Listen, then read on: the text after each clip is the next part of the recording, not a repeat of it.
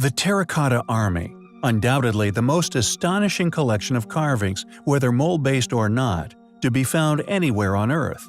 The artistic genius on display within this large terracotta army is hard to ignore when, according to academia, they were merely the handiwork of untrained slaves.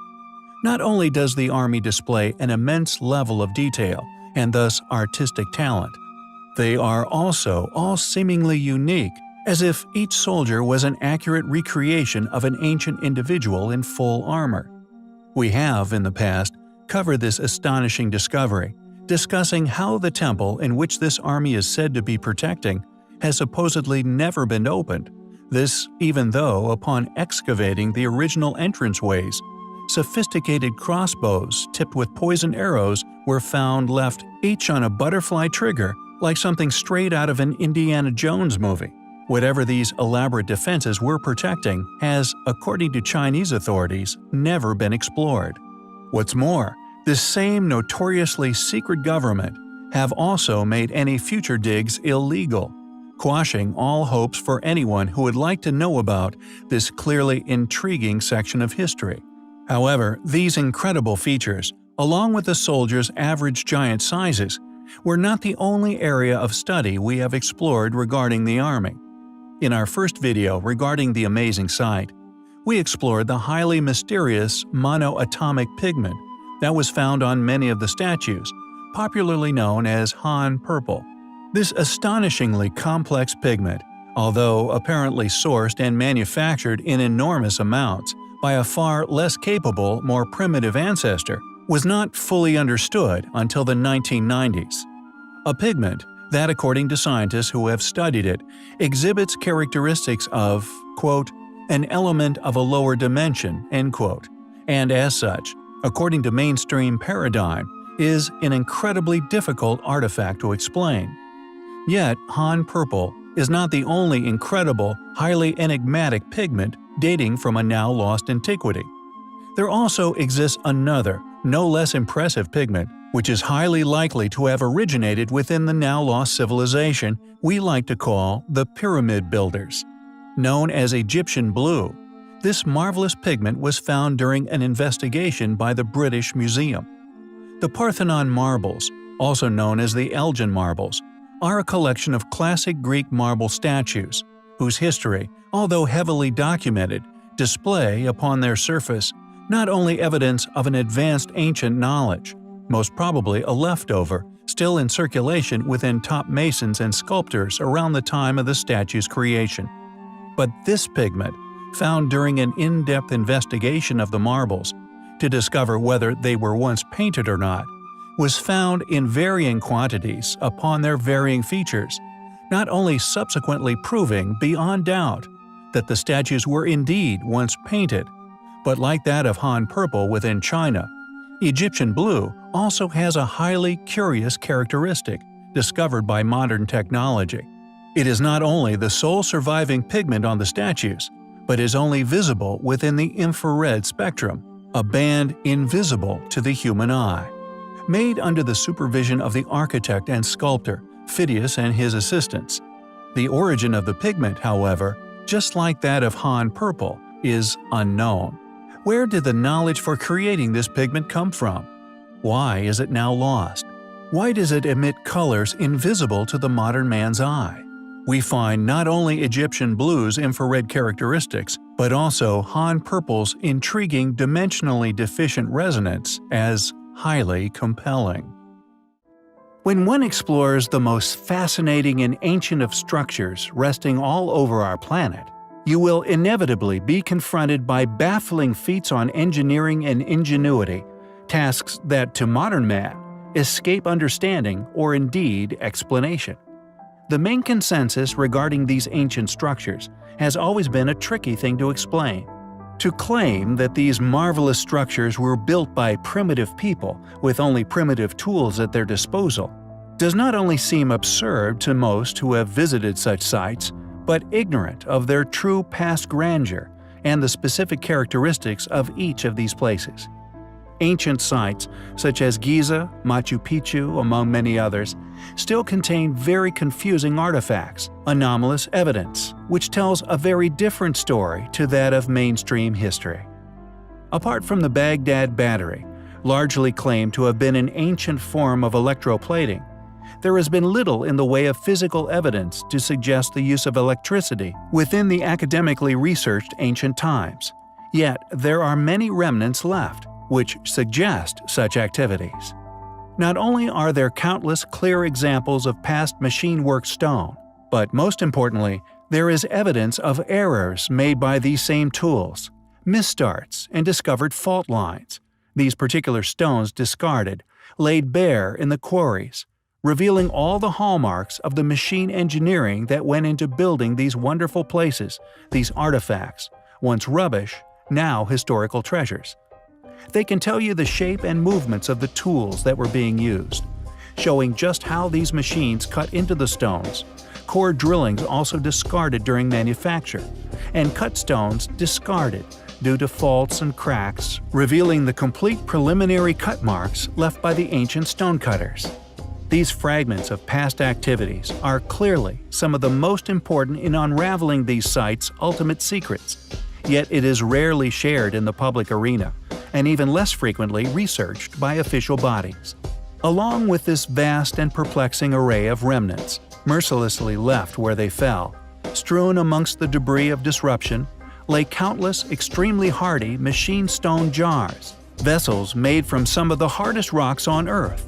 Some of these jars were made with a round bottom, perfectly machined, balanced on a base no bigger than the tip of a chicken's egg.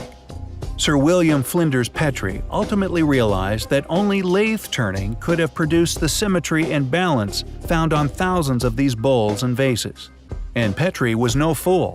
In 1894, he founded his own archaeological body, the Egyptian Research Account, which later became the British School of Archaeology in Egypt. He stated, for example, a bowl maker attained curves of exact circularity by rotating the bowl around a fixed blade, and formed a lip by shifting the centering of the bowl. Another round-bottomed vase had walls of such uniform thickness that it balanced perfectly on a curved base. To have a very well-respected researcher and specialist of the ancient Egyptians to admit to a conviction of the use of power tools in these pots construction seems like quite a stunning position to take, especially when one considers that while metal chisels could have been used to shape soft limestone within ancient Egyptian times, the metals that were available to them, copper, bronze, and during the first millennium BCE, wrought iron, were far too soft to work such rock into such exquisite designs. It seems Petrie would like to remain honest regarding his conclusions, yet also incomplete with his explanations, preferring to let the receiver of said information make their own realizations, preferring to avoid complication by a, by this time, rather visible enemy. One could only conclude that these relics and ancient monuments thereof were not the work of the Egyptians, but further evidence to suggest that these baffling structures were built far before the ancient Egyptians, before academic understandings, by a highly technologically advanced pre-cataclysm civilization. We find it difficult to see how such work was undertaken, or an explanation for our finding can be made without the use of power tools. Thankfully, the more we learn regarding these enigmatic places, the more we become aware of regarding their true history, and the closer, it seems, we become to finding those who built them.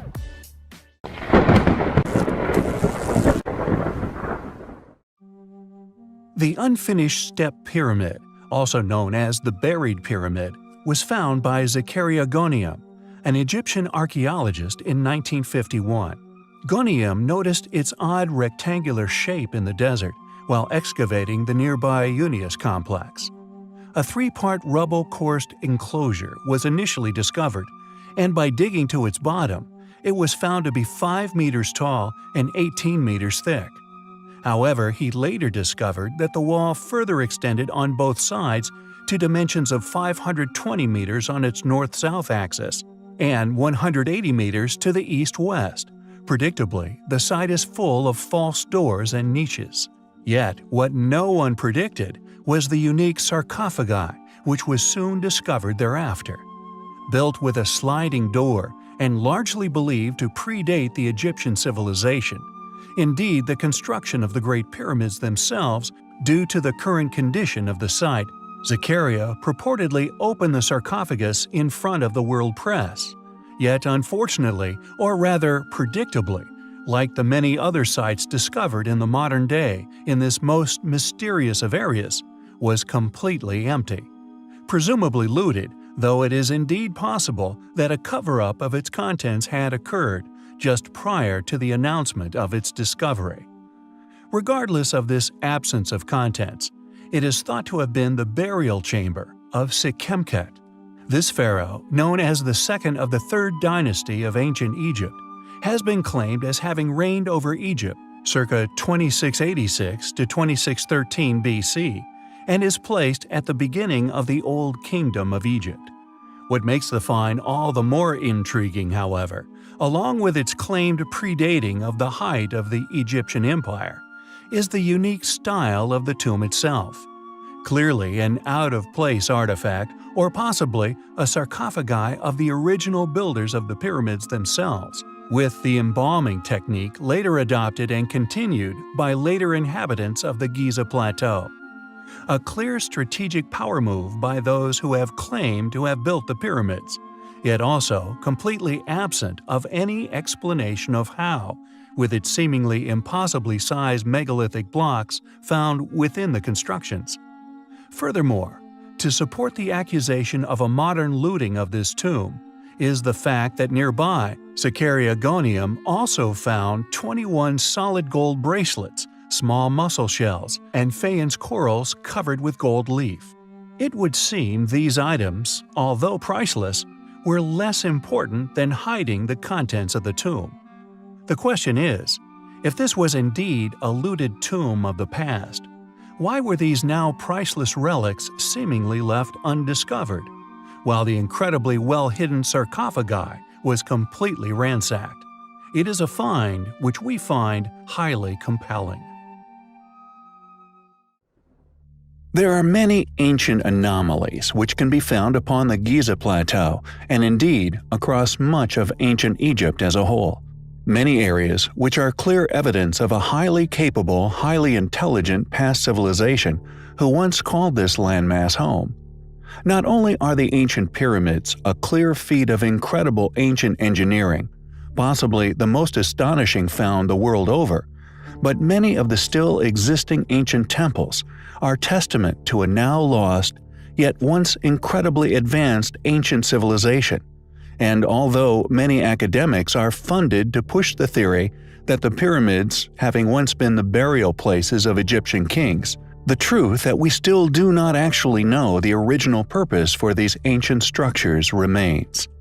Not only do these structures, along with many other areas such as the basalt floor found at their feet, still show clear evidence of lost technology unquestionably left by high-speed, high-rotation stone-cutting technologies, and many of the tombs and other artifacts found throughout the ancient ruins unarguably once machine-worked upon enormous, as yet unexplained lathes.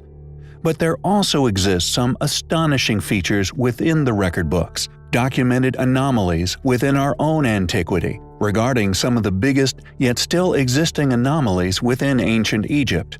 Anomalies that, although are now all but lost to history, have been recorded and documented since our own records began, specifically Roman records. The Colossi or Colossus of Memnon are listed as containing some of the largest megalithic blocks that have currently been recorded and investigated across the world. And although these statues have virtually crumbled over the eons, records of these statues stretches back many centuries, features now largely, and we believe, deliberately ignored by mainstream academics. These statues once possessed an astonishing characteristic, one many claimed as a divine experience, one which would draw countless individuals on a pilgrimage across the desert to witness at first light every morning. The Colossi of Memnon were built from a single piece of stone each. They are oriented towards the sunrise at winter solstice, and throughout modern study have had a number of fearless individuals expose their true past grandeur to the world. Estimates for the two statues' original weight are most commonly noted to have been around the 1,000 tons mark, with the most famous report within R.T. Gould's A Book of Marvels, 1937, which contained an estimate of 1,200 tons. The statues are made from blocks of quartzite sandstone, which was quarried at El Gabah El Ahmar, near modern-day Cairo, then transported 420 miles to Thebes. And although modern academia would like to attribute these feats to our more modern ancestors, namely the ancient Egyptians, any logical explanation of how this feat was achieved, or indeed how they were so precisely carved, remains absent from all explanations of these monumental statues, not only their transport and creation, but how these ancient monuments used to sing. Early Greek and Roman tourists who came to hear the sound gave the statue the name of Memnon. Memnon was a hero of the Trojan War, a king of Ethiopia, who led his armies to Troy's defense, but was ultimately slain by Achilles. Memnon was said to be the son of Eos, the goddess of dawn, and after his death, his mother is said to have shed tears every morning. The singing of the statues was attributed to this mother mourning for her son. The earliest written reference to the singing statues comes from the Greek historian and geographer Strabo, who claimed to have heard their song during a visit in 20 BC. The 2nd century Greek traveler and geographer Pausanias compared it to the string of a lyre breaking. Others described it as the striking of brass or a strange, ghostly, almost divine whistling. For more than 2 centuries, the singing statues brought tourists from all over the empire, including several Roman emperors. Many left inscriptions on the base of the statue, reporting whether they had heard the sound or not. Nearly 90 inscriptions are still legible upon their base today. Who created these statues? How were they able to sing? They are clearly an astonishing ancient accomplishment, once achieved by a now lost advanced civilization. Monuments which we find highly compelling.